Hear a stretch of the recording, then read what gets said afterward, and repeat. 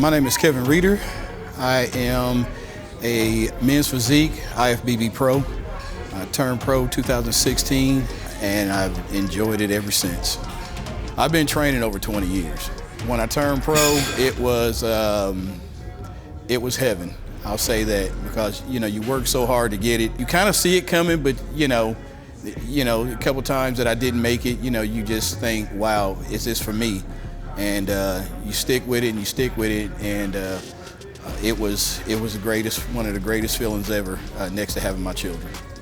Today is a shoulder workout, a lot of shoulder press, side laterals, rear delts. Obviously to build a more round and capped shoulder, so we'll hit all parts, the front delt, medial delt, and the rear delt. So front delt, medial, rear's in the back. So we'll hit all three today. Try to put a decent cap on the shoulders, make them full and round. With my age, it's obviously food, training. You have some heavy days, but you have quite a few lighter days on weight. Not so much of a load, but more reps. That kind of saves you from injury. So smart training is not going absolutely heavy every single day. Now, for younger guys, they can probably get away with that. I'm midway in age, so for me, in longevity, I like to sometimes do a lighter weight, but more reps and more sets. I generally do about 45 seconds between each set. And I do, my rep range is anywhere from 15 to 20. One of the big things for me that I believe in is getting full extension. So you want to keep pressure on the muscle you're working, keep tension on it. So as you notice, I come down to a certain point right just below the nose, and I bring it all the way up as far as I can go if I need to lock out my elbows, so I can squeeze. Squeezing is very important.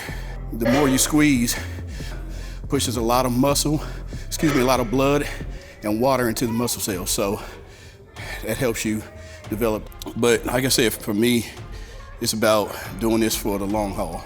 I hadn't had many injuries, if any at all, so and it seems to work for me. Everybody has their different goals. I always tell people, don't do what others do, stay in your lane and work from there, and you'll get much better results. And for me at 52, nothing stops you but you. We can move on to something else. Still doing shoulder press though. We're gonna stay in the shoulder press for right now until we hit side laterals. And we just gonna really kill it on shoulder press and kind of go from there. Well, if I'm gonna go lighter weight, I need to up my rep range. It's kind of somewhat similar to going super heavy and lowering your rep range. So a lot of people stay anywhere between 8 and 10 on reps if they go super heavy. So I'm going lighter so I can do more. It gets heavy around 15, but you keep pushing through.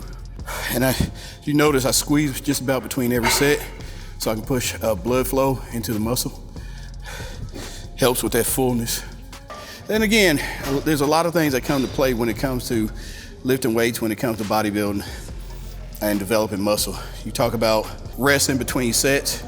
You talk about movement of the weight. Are you just pushing through? Are you doing negatives a lot? Where negatives are, if I'm pushing up, that's a positive.